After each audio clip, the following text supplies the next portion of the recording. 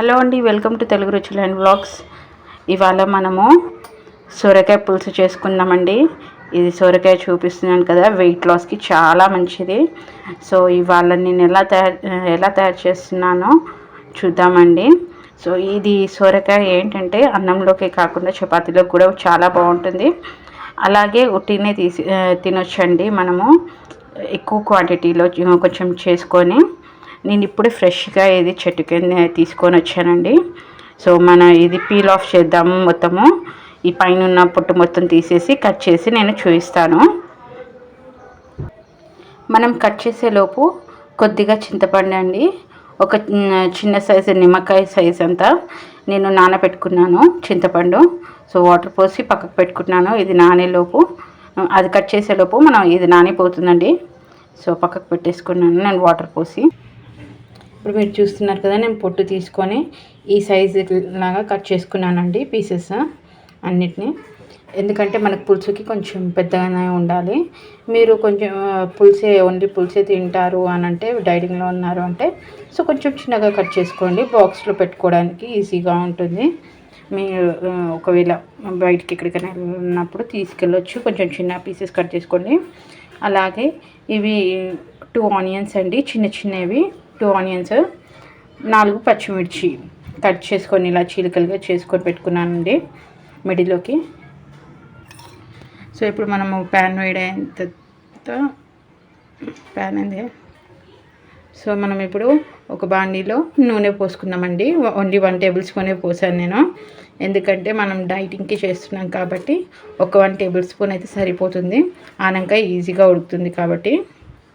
ఇప్పుడు ఇందులో ఆవాలు 1/2 టేబుల్ స్పూన్, జీలకర్ర 1/2 టేబుల్ స్పూన్. ఇప్పుడు ఇవి బాగా వేగాలండి.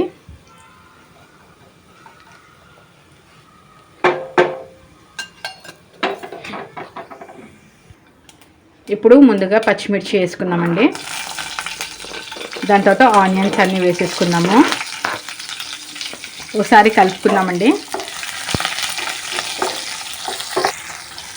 మీరు మెంతి పౌడర్ మనము మొత్తము చింతపండు రసం వేసినప్పుడు అప్పుడు మెంతి పౌడర్ వేసుకోవచ్చు. లేకపోతే ఇప్పుడే మెంతులు కొని వేసుకోవచ్చండి. ఒక 1/2 టేబుల్ స్పూన్ దాకా మెంతులు వేసుకోవాలి. చేదుగా ఉంటుంది. అందుకనే నేను తినేటప్పుడు నార్మల్గా ఇప్పుడు ఎవరైతే డైటింగ్ చేస్తారో వాళ్ళు తినేటప్పుడు కొంచెం తింటుంటే ఏదైనా మెంతి వస్తే కొంచెం మనకు టేస్ట్గా ఉండదు కాబట్టి దీంట్లో వేయట్లేదు, నేను పోపులో వేయట్లేదు, మనం డైటింగ్ కోసం అన్నాం కాబట్టి. సో పౌడర్ అయితే వేసుకుందామండి, పులుసులో వేసుకుందాము. ఇప్పుడు ఇది కాస్త వేగాక అల్లం వెల్లుల్లి పేస్ట్ వేసుకుందామండి. ఒక 1/2 టేబుల్ స్పూన్ దాకా వేసుకొని కలుపుకున్నాము. కరివేపాకు కూడా వేసుకున్నానండి నేను. సో ఈ పచ్చి వాసన మొత్తం పోయేలా కలుపుకోవాలి.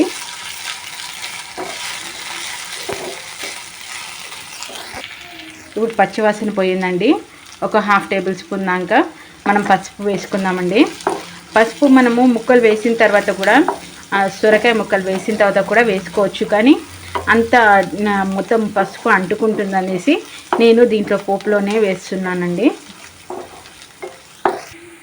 ఇప్పుడు కాస్త దగ్గర పడిందండి. ఇప్పుడు మనం మొత్తం సొరకాయ ముక్కలన్నీ వేసుకున్నాము. సొరకాయ అంటారు కొంత దగ్గర ఆనకాయ కూడా అంటారు. మంచిగా కలుపుకుందామండి వీటిని. మనం కారం ఉప్పు కొద్దిసేపు ఒక 2 నిమిషాలు మగ్గించిన తర్వాత ఉప్పు కారం వేసుకుందామండి.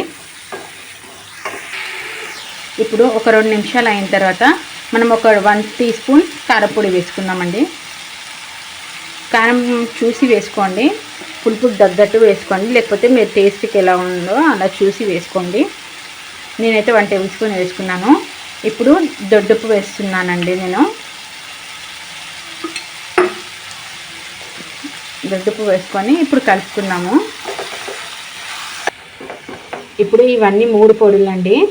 ఇది జీలకర్ర పొడి, ఇది ధనియాల పొడి, ఇది మెంతుల పొడి. మెంతుల పొడి మనము పులిసి పోసినాక వేసుకున్నాము. ఇప్పుడు జీలకర్ర పొడి ఇంకా ధనియాల పొడి, ఈ 2 పొడులు వేసేసుకుందామండి. ఉప్పు కారం వేసాం కదా, అందులోనే బాగా మిక్స్ అయ్యేటట్టు వేసుకుందాము. బాగా మిక్స్ చేసుకుందామండి ముక్కలకు పట్టేటట్టు.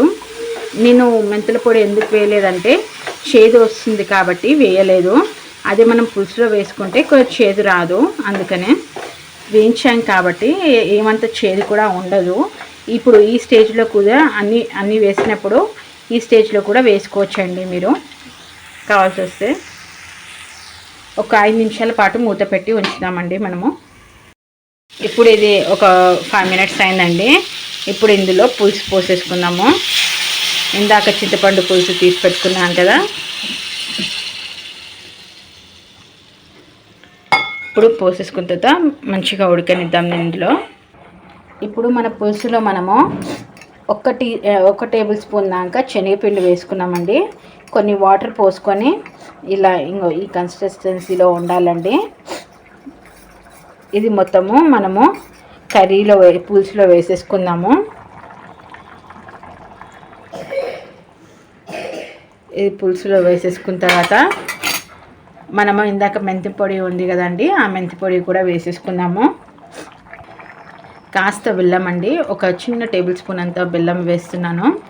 బెల్లం వేస్తే చాలా టేస్టీగా ఉంటుందండి. మనము ఇందాక శనగపిండి ఎందుకు వేసామంటే కొంచెం థిక్నెస్ రావడం కోసము. చాలా బాగుంటుందండి శనగపిండి వేస్తే టేస్ట్ కూడా. లేకపోతే మీరు ఆనకాయలో మసాలా వేశారు కదా, ఆ టైంలో కూడా వేసుకోవచ్చు. శనగపిండి వేసుకొని కొద్దిగా వేగిన తర్వాత పులుసు పోసుకోవచ్చు. నేనైతే ఇప్పుడు వేసుకుంటాను, పులుసు పోసిన తర్వాతనే వేసుకుంటాను. అలా అయితే కొంచెం థిక్నెస్ వస్తుందని. ఇది ఇప్పుడు సొరకాయ మొత్తము ఉడికేంత వరకు వెయిట్ చేద్దామండి. ఇప్పుడు సొరకాయ మొత్తము ఉడికేంత వరకు మనం వెయిట్ చేద్దామండి. మూత పెట్టేద్దాము. ఇప్పుడు మన సొరకాయ ఉడికిపోయిందండి. మనము కొద్దిగా కొత్తిమీర వేసుకుందాము గార్నిషింగ్ కోసము. అంతేనండి, వేడి వేడి సొరకాయ పులుసు రెడీ అండి. డైటింగ్ కోసం అంటే చాలా మంచిదండి. ఎవరైతే డైటింగ్ కోసం కొంచెం ఆయిల్ వేసుకొని తినాలని అనుకుంటారో వాళ్ళకి ఇది చాలా మంచి రెసిపీ అండి. తప్పకుండా మీ ఇంట్లో మీరు ట్రై చేయండి. చాలా చాలా బాగుంటుంది, చాలా టేస్టీగా కూడా ఉంటుందండి. ఇదైతే ఓన్లీ కర్రీ తినేసేయచ్చండి, అంత టేస్టీగా ఉంది. నేనైతే టేస్ట్ చేసి చూశాను, చాలా టేస్టీగా ఉంది. సో మీరు తప్పకుండా మా ఛానల్ని సబ్స్క్రైబ్ చేయండి, షేర్ చేయండి అండ్ కమెంట్స్ కూడా పెట్టండి. థ్యాంక్ యూ అండి.